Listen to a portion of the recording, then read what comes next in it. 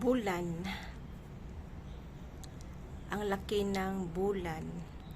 Alam nyo ba, sa aming probinsya noon, pag ganito talaga ang bulan, noong bata pa ko noon, marami ka talagang maririnig ng mga ingay ng isang langgam na hindi mo alam kung totoo ba yung langgam or ano.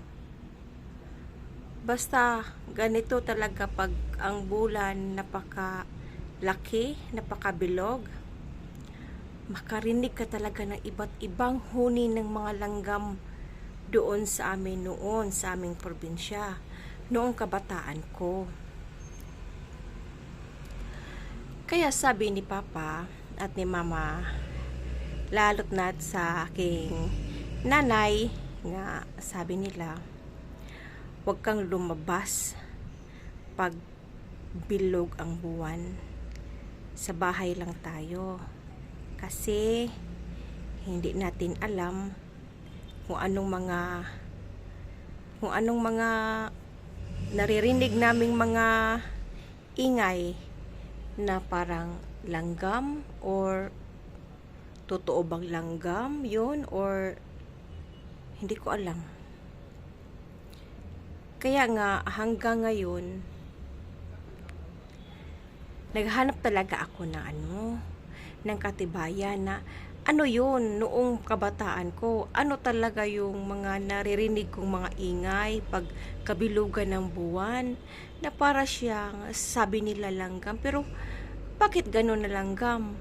Kasi tuwing gabi lang at saka kabilugan ng buwan, maririnig namin yun. So, bakit ganun? So, hindi talaga nasagot ang mga katanungan namin kung ano talaga yun. So, si God lang ang nakakaalam kung ano talaga yun. Pero ngayon panahon 2023 na, wala na. Hindi na kami nakarinig ng mga iingay ng mga iba't ibang klase ng langgam kapag kabilugan ng buwan. Hindi na kami nakarinig. Siguro high-tech na ang panahon. Tapos